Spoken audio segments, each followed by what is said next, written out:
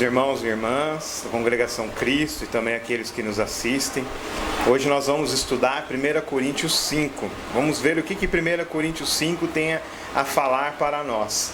Hoje a gravação vai sair com um pouco de barulho, porque eu não pude gravar no templo, porque está fazendo limpeza e manutenção lá. E eu estou gravando no escritório e o ventilador está ligado, então vai fazer um pouquinho de barulho.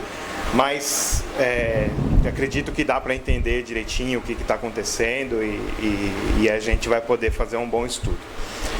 Bom, vamos ler então 1 Coríntios 5. O que diz 1 Coríntios 5? Diz assim: geralmente se ouve que há entre vós imoralidade tal como nem mesmo entre os gentios, isto é, haver quem se atreva a possuir a mulher de seu próprio pai. E contudo andais vós ensoberbecidos e não chegastes a lamentar, para que fosse tirado do vosso meio quem tamanho traje praticou? Eu, na verdade, ainda que ausente em pessoa, mas presente em espírito, já sentenciei como se estivesse presente, que o autor de tal infâmia seja, em nome do Senhor Jesus, reunido vós e o meu espírito, com o poder de Jesus nosso Senhor, entregue a Satanás para a destruição da carne, a fim de que o espírito seja salvo no dia do Senhor Jesus. Não é boa a vossa jactância. Não sabeis que um pouco de fermento leveda a massa toda? Lançai fora o velho fermento, para que sejais nova massa, como sois de fato sem fermento. Pois também Cristo, nosso Cordeiro Pascal, foi imolado. Por isso celebramos a festa não com o velho fermento, nem com o fermento da maldade e da malícia, e sim com os asmos da sinceridade e da verdade. Já em carta vos escrevi que não vos associeis com os impuros.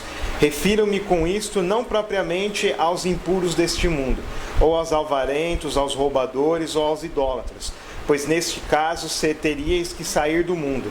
Mas agora vos escrevo que não vos associeis com alguém que, dizendo-se irmão, for impuro ou avarento ou idólatra, ou maldizente, ou beberrão, ou roubador.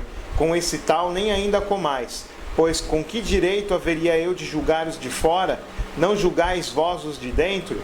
Os de fora, porém, Deus os julgará. Expulsai dentro de vós o malfeitor. Bom, vamos ver então o que essa palavra de Deus quer dizer para nós, o que Paulo quis dizer com isso tudo. Uma carta, esse trecho da carta é bem mais grave, né? Ele está tratando de problemas imorais, então ele está sendo mais autoritativo. O que ele está querendo dizer com isso? Vamos ler o primeiro trecho. Geralmente se ouve que há entre vós imoralidade e imoralidade tal, como nem mesmo entre os gentios, isto é, haver quem se atreva a possuir a mulher do seu próprio pai. E contudo, andais vós ensoberbecidos e não chegastes a lamentar, para que fosse tirado do vosso meio quem o tamanho traje praticou. Eu, na verdade, ainda que ausente em pessoa, mas presente em espírito, já sentenciei, como se estivesse presente, que o autor de tal infâmia seja, em nome de nosso Senhor Jesus Cristo, reunido vós e o meu espírito, com o poder de Jesus nosso Salvador, entregue a Satanás para a destruição da carne, a fim de que o espírito seja salvo no dia do Senhor Jesus.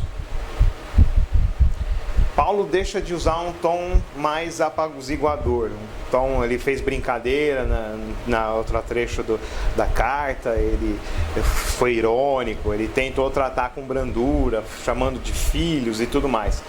Só que aqui ele já usa mais a autoridade dele, né? Em nome de nosso Senhor, que ele seja entregue a Satanás para que seja salvo. É uma fala muito grave, né? Muito grave. Paulo trata dos coríntios agora com autoridade, falando: olha, vocês estão aceitando coisa errada aí, vamos ter que resolver esse problema. Porque a comunidade de Corinto não era um exemplo de comportamento. Só de aprovar que uma pessoa tivesse relações sexuais com a madrasta, com a própria madrasta, e eles aceitavam isso numa boa, já mostrava que era uma comunidade complicada, que não era bom exemplo de boas obras. Mesmo assim, Paulo ainda chama de irmãos, mesmo com esses problemas todos. Esse membro tinha caso com a própria madrasta, mulher do próprio pai. E a igreja aceitava isso numa boa. Eles ainda estavam sendo pagãos, mesmo sendo cristãos. E isso era complicado, né? Como é que eles iam aceitar uma imoralidade dessa e se dizer cristãos?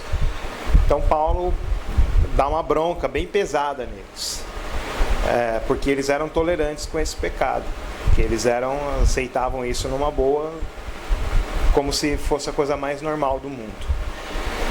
Mesmo assim, Paulo não quer a condenação da pessoa, não quer que a pessoa vá para o inferno. Ele fala que entrega o corpo da pessoa a Satanás para que a alma dele seja salva. Ou seja, Paulo fala que mesmo que ele seja morto, mas que ele seja salvo. Paulo quer a salvação da pessoa. Nós, quando vemos coisa errada, temos que querer a salvação da pessoa, não a condenação. Nós temos que nos treinar, nos regrar a isso, a querer sempre a salvação da pessoa. Essa é a mensagem do Evangelho, de salvação. Não importa o quão errada a pessoa esteja, nós temos que buscar a salvação. Vamos ler o outro trecho? Não é boa a vossa jactância. Não sabeis que um pouco de fermento leveda a massa toda? Lançai fora o velho fermento, para que sejais nova massa, como sois de fato sem fermento. Pois também Cristo, nosso Cordeiro Pascal, foi imolado. Paulo explica que um pouco de mau comportamento já é o suficiente para estragar toda a vida cristã. Nós temos que ser vigilantes contra o pecado. Um pouquinho só de fermento, um pouquinho de mau comportamento, um pouquinho de imoralidade já estraga toda a nossa vida cristã. A gente deixa de ser atalaias e começa a ser uma pessoa sem credibilidade nenhuma. Então a gente tem que lutar pela nossa credibilidade, lutar pela credibilidade do Senhor e buscar uma vida justa. Nós vamos pecar, sim, mas nós temos que nos arrepender sempre e buscar ter uma vida justa diante das pessoas para que elas possam conhecer o nosso Senhor Jesus Cristo. Devemos tomar cuidado com o que pensamos, falamos e agimos, pois o pecado produz a morte e nós podemos sofrer sérias consequências com isso. A Bíblia diz que com Deus não se brinca. A gente não pode brincar com Deus. A gente não pode viver uma vida dupla. Eu sou cristão, mas eu também tenho os meus pecados de estimação que eu não abro mão, que eu não largo deles. Isso é perigoso, isso pode conduzir à morte. A gente tem que se livrar do pecado. É claro que há pecados que a gente não consegue, são os vícios. Então a gente tem que buscar sempre o perdão e buscar se libertar dele de qualquer jeito, porque isso tem consequências e a gente pode sofrer as consequências, e a consequência final é a morte. Então que Deus nos ajude sempre a ter uma vida justa. Nós vamos pecar, nós vamos cair, mas que nós nos livremos dos vícios e dos problemas constantes, para que nós possamos ter uma vida justa e que a morte não venha até nós nos ceifar diante dos nossos pecados. Bom, Paulo lembra a morte. Devemos jogar fora todo o fermento, ou seja, tudo aquilo que nos atrapalha na relação com Deus. Isso pode ser várias coisas. Alguma coisa que está entre nós e Deus. Pode ser uma paixão, pode ser um vício, pode ser um hábito, pode ser alguma coisa que está nos separando de Deus. E nós temos que lutar contra isso e buscar uma vida de oração, de leitura da palavra, para que nós possamos receber as bênçãos de Deus, não por mérito, mas pela graça de Deus, porque Ele perdoa o pecador. Então nós devemos buscar esse perdão e buscar tudo aquilo que nos afasta de Deus. Paulo lembra a morte de Jesus, que fez seu sacrifício por nós, e por isso também nós devemos morrer para o mundo. Nós devemos dizer não ao mundo, às ideologias, às ideias, às coisas do mundo que atrapalham nosso relacionamento com Deus e com o próximo, que levam a gente a agir contra o nosso próximo. Nós temos que buscar coisas saudáveis dentro das nossas ideologias e nossas ideias. Nós temos que buscar ser saudáveis e louvar a Deus em todo instante com o nosso comportamento também. Vamos ler então a próxima passagem. Diz assim, versículo 8: Por isso celebramos a festa não com o velho fermento, nem com o fermento da maldade e da malícia, e sim com os asmos da sinceridade e da verdade.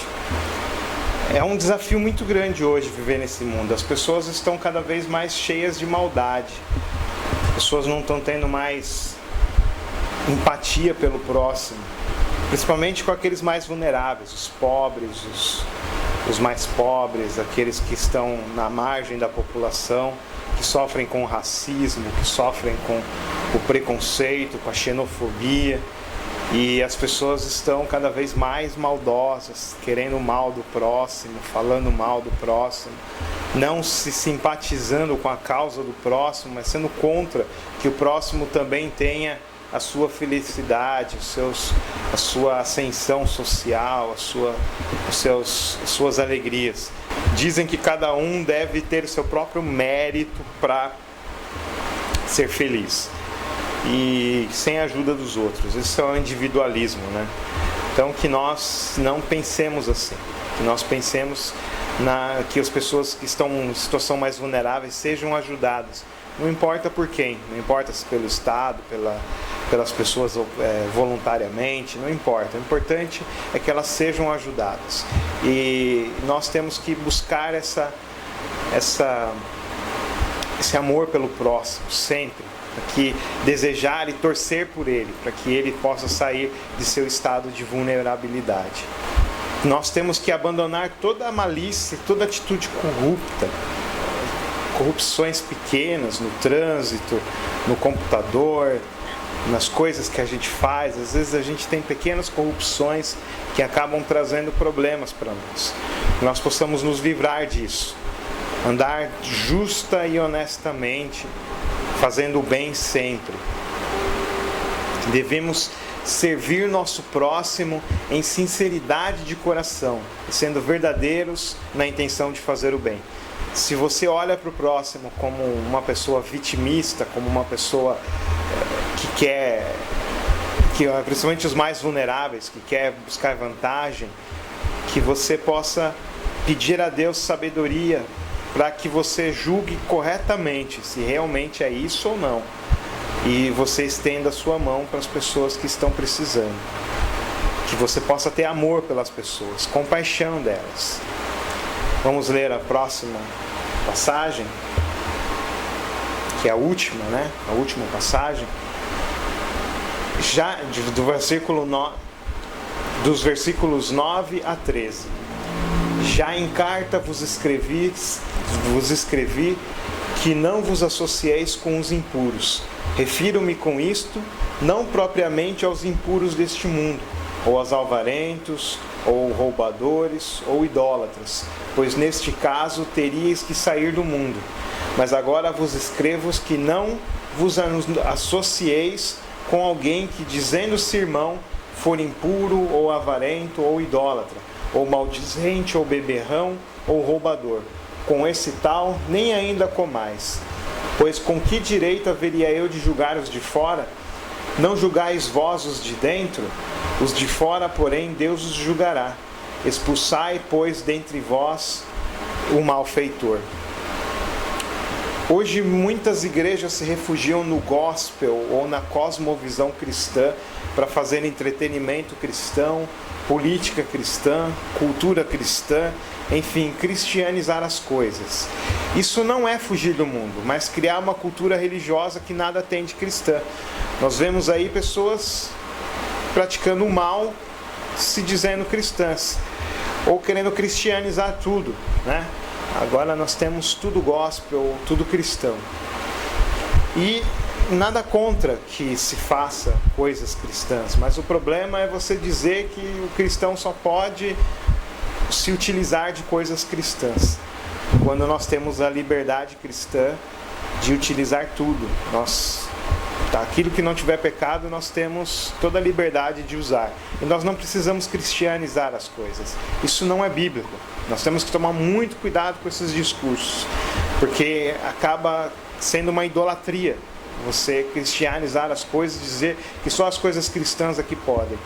Isso é uma idolatria, isso não é cristão. Até Paulo fala, tomar cuidado com as pessoas que se dizem cristãs e são idólatras. Nós temos que tomar muito cuidado. Deus veio salvar pessoas e não coisas. A gente não tem que redimir as coisas. A gente não tem que cristianizar as coisas. Nós temos que buscar a redenção das pessoas. As pessoas é que precisam de Cristo e precisam da salvação e da redenção. Por isso nós devemos ser luz de Cristo para as pessoas do mundo. Exalar o bom perfume de Cristo e falar da graça de Deus para todas as pessoas. E evitar os falsos cristãos. Aqueles que se dizem cristãos, mas se comportam de uma maneira diferente. Existem muitos pastores aí na mídia, na internet, que se dizem cristãos e são cheios de ódio, de raiva, de idolatria política, de idolatria teológica. Nós temos que tomar cuidado com isso, porque essas pessoas elas estão infelizmente cegas de idolatria. Nós temos que tomar cuidado com elas. Nós devemos evitar esses falsos cristãos e devemos avaliar o comportamento de um cristão, se ele está sendo bíblico ou não. Nós temos essa liberdade e nós temos essa responsabilidade de avaliar as pessoas. Se a pessoa... É lógico que todo cristão tem problemas, tem defeitos, erra uma vez ou outra. Mas se a pessoa permanece no erro, nós temos que tomar cuidado e não nos associar a essa pessoa. Olha, a pessoa prega e ensina mentira. Então a gente tem que tomar cuidado com essas pessoas.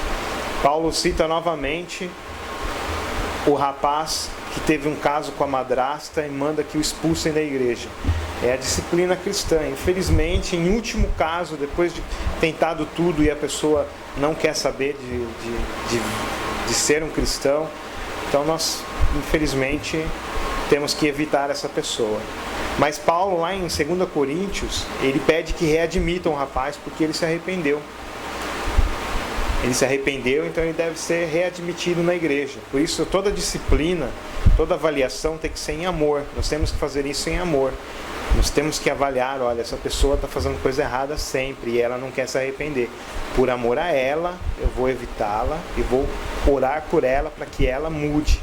Vamos pedir para Deus para que ela mude. Então, toda avaliação e disciplina tem que ser em amor. Nós temos que tomar cuidado com o tipo de pecado, porque existem pecados e pecados. Existe o pecado que a gente comete sempre, existe o chamado pecado mortal, que é quando a pessoa defende, se torna um falso cristão e começa a defender o seu pecado. Esse tipo de coisa a gente tem que tomar muito cuidado e buscar a redenção da pessoa, porque o Evangelho triunfa sobre a lei. Então nós temos que buscar misericórdia para a pessoa, para que ela se arrependa e que ela seja salva. Assim como Paulo falou do rapaz, mesmo que ele seja entregue a Satanás, mas que ele seja salvo. O Evangelho triunfa sobre a lei. Então nós temos que ter sempre em mente o Evangelho. Bom, é esse o estudo. Que Deus abençoe a todos. Que Deus abençoe a você que assistiu o estudo. E que te dê uma boa semana. Não sei quando você vai assistir, mas que Deus te abençoe de qualquer forma.